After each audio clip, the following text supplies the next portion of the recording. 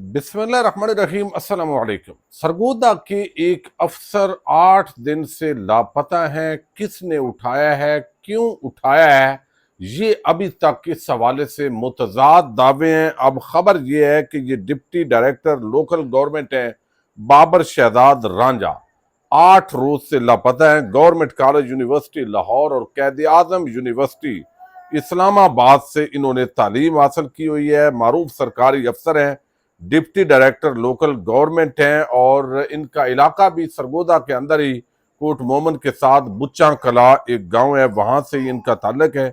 इनकी गुमशुदगी ने अहले खाना, दोस्तों और दफ्तरी जो साथी हैं उनको एक हैजानी कैफियत के अंदर मुब्तला किया हुआ है। मोबाइल फोन उनका बंद है। अब इस हवाले से जो दावे सामने आए हैं, यानी ये बड़े एक अच्छे अखलाक के मालिक अफसर हैं। मैं इनको ज़माना तालिब इल्मी से जानता हूँ, चूँकि इनके बहुत सारे जो दोस्त हैं वो मेरे भी दोस्त हैं, तो इस वजह से अब ये एक ऑफिसर हैं। लेकिन अब इतलात ये हैं कि शायद इनको यानी किसी कानून नाफज करने वाले इदारे ने उठाया है। पहले ये खबरें आ रही थी कि शायद इनको एंटी करप्शन ने उठाया और कोई उन्होंने ऐसा जुर्म किया है जिसमें पैसे के लेन देन का मामला है और इस वजह से शायद उनको उठाया गया है। लेकिन मैंने जब एंटी करप्शन के अंदर करप्शन में जो उनके दोस्त अहबाब हैं थोड़ा मैंने चेक करने की कोशिश की है अपने तौर पर, तो पता चला है कि ये एंटी करप्शन ने शायद उनको नहीं उठाया। जो अब तक अनकन्फर्म्ड इतलात हैं उसके मुताबिक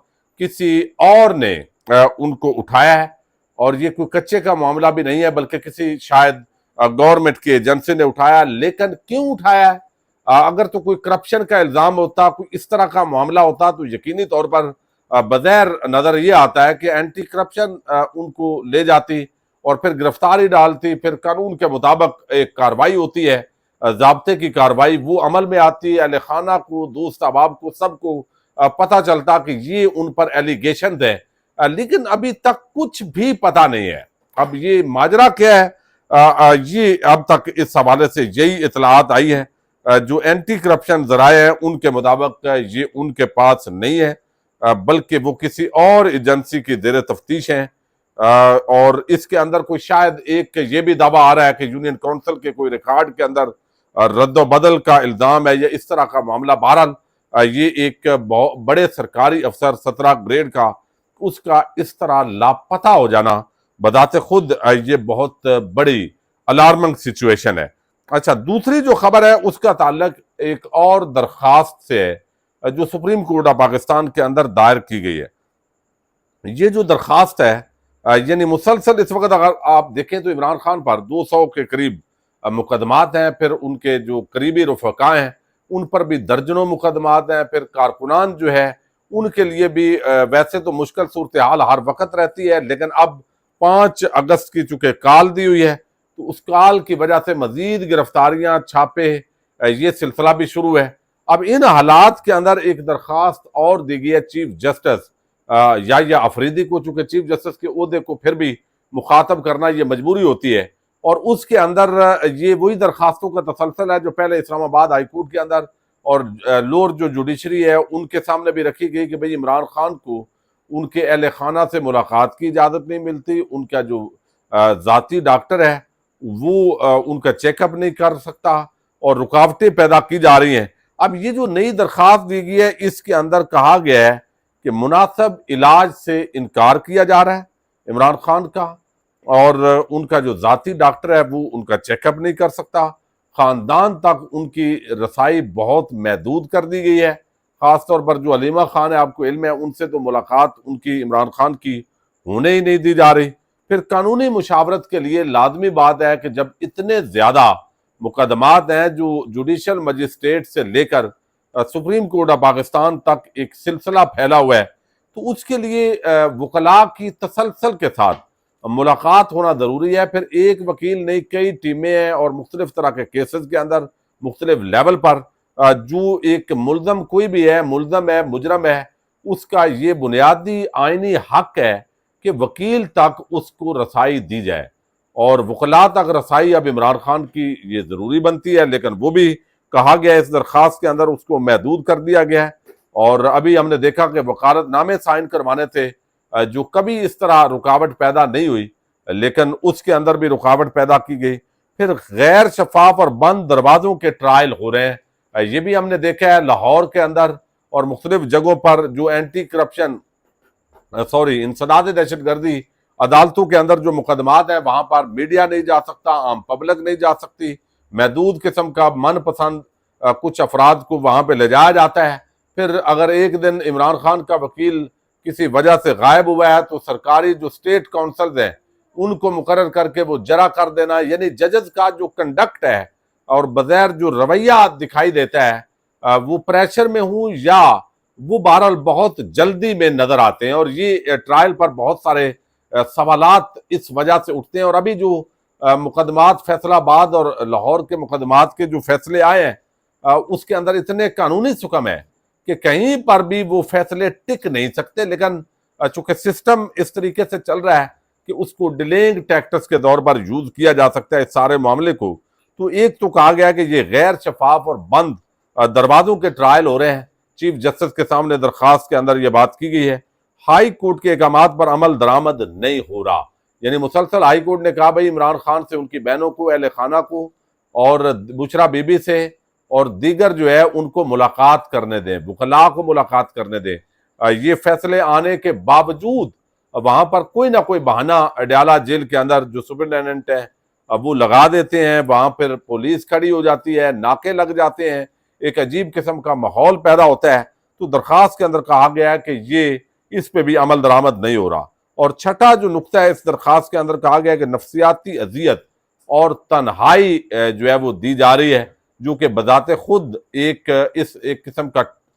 ٹارچر ہوتا ہے۔ تو یہ ٹارچر اس طریقے سے کیا جا رہا ہے، نفسیاتی اذیت دی جا رہی ہے۔ جو جیل کے اندر عام قیدیوں کو حق حاصل ہے وہ بھی سابق وزیر اعظم عمران خان کو حقوق حاصل نہیں ہے۔ پھر اس کے اندر جو 7واں نقطہ ہے کہا گیا کہ سیاسی ٹارگٹ اور اختیارات کا غلط استعمال کیا جا رہا ہے۔ پی ٹی آئی رہنما اور خیبر پختون بار کونسل کے ممبر ہیں علی زمان ایڈوکیٹ، انہوں نے چیف جسٹس آفریدی سے ملاقات کر کے ان تمام مشکلات کی تفصیل پر مشتمل ایک خط ان کو دیا ہے۔ تو چیف جسٹس کے ساتھ یہ ملاقات انتہائی اہمیت کی عمل ہے، چونکہ آپ کو علم ہے کہ یہ جو ملاقات ہے وہ ہونی تھی عمر ایوب کے ساتھ، تو عمر ایوب کے ساتھ یہ ملاقات نہیں ہوئی، اور پھر یہ حکمت عملی تبدیل کی گئی کہ یہاں پہ جو ہے وہ اس طریقے سے یہ جو ٹارچر ہو رہا ہے یہ سلسلہ بند ہونا چاہیے، اور یہ انتقامی کاروائیاں جو ہے وہ عمران خان کے ساتھ کی جا رہی ہیں۔ اچھا، اب ایک اور خبر ہے، اور یہ بڑی حیران کن خبر ہے۔ آج تک عمران خان کے حوالے سے جو چیزیں باہر آئی ہیں اور جس دھڑلے کے ساتھ وہ گفتگو کرتے ہیں دبنگ انداز میں، جب صحافی وہاں پہ کچھ پہنچنے میں کامیاب ہوتے ہیں، اور بہت سارے جو اصل آ کے رپورٹنگ کرتے ہیں اب وہ تو نہیں جا سکتے اس ٹرائل کے اندر، تو یہ عمران خان جو ہے وہ کمپرومائز کرنے کے لیے تیار نہیں ہے۔ یہ وہ بیانیہ ہے جس کا اظہار جو ہے وہ کئی مرتبہ ہمارے سامنے ہوا ہے، لیکن اب یہ اتنا بڑا کاؤنٹر بن گیا ہے اور صورتحال اتنی عام ہو گئی ہے کہ لوگ بھی اسی وجہ سے کھڑے ہیں کہ عمران خان ایک بہادر لیڈر ہے، جس نے نواز شریف کی طرح یا زرداری کی طرح NRO نہیں کیا، جس نے کمپرومائز نہیں کیا، جس کو گرانے کی تمام کوششیں ہو رہی ہیں لیکن وہ ناکام ہوئی ہیں۔ اور اس کا اظہار رانا ثناء اللہ سمیت حکومت کے بہت سارے وزراء اور اہلکار بھی کر چکے ہیں کہ بھائی یہ بات نہیں کر رہے ہم سے، یہ بات جو ہے وہ بس عمران خان رکاوٹ بنا ہوا ہے اور وہ بات نہیں کرنے دے رہا۔ تو یہ جو بیانیہ ہے، اس بیانیے کو اڑانے کے لیے کہہ لیں یا بہرحال میں ایک حکومتی اس وقت معاون خصوصی ہیں اور شہباز شریف اور مریم نواز کے یہ انتہائی قریبی ہیں، یہ بھی کالم نگار ہوتے تھے، صحافی سے پرموٹ ہو کر نون لیگ میں گئے، یعنی بہت سارے نون لیگ کا یہ وتیرہ رہا ہے کہ وہ ہمیشہ جو ان سے وفاداری کرتے ہیں ان کو وہ نوازتے ضرور ہیں۔ تو یہ بھی انہی میں سے ایک شخصیت ہے،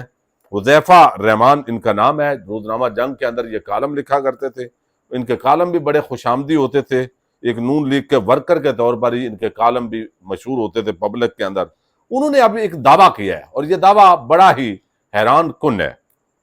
انہوں نے کہا کہ بانی پی ٹی آئی نے ہم سے بات کی، ہم نے اور اسٹیبلشمنٹ نے ظرف کا مظاہرہ کیا، یعنی حکومت اور اسٹیبلشمنٹ نے ظرف کا مظاہرہ کیا اور ہم نے یہ بات آج تک نہیں بتائی۔ بانی پی ٹی آئی نے کہا تھا کہ اگر مجھ سے ڈیل کرنی ہے تو مجھے برطانیہ یا یورپ بھیج دیں، اور برطانیہ گورنمنٹ نے آفیشیل اس بات کو کہا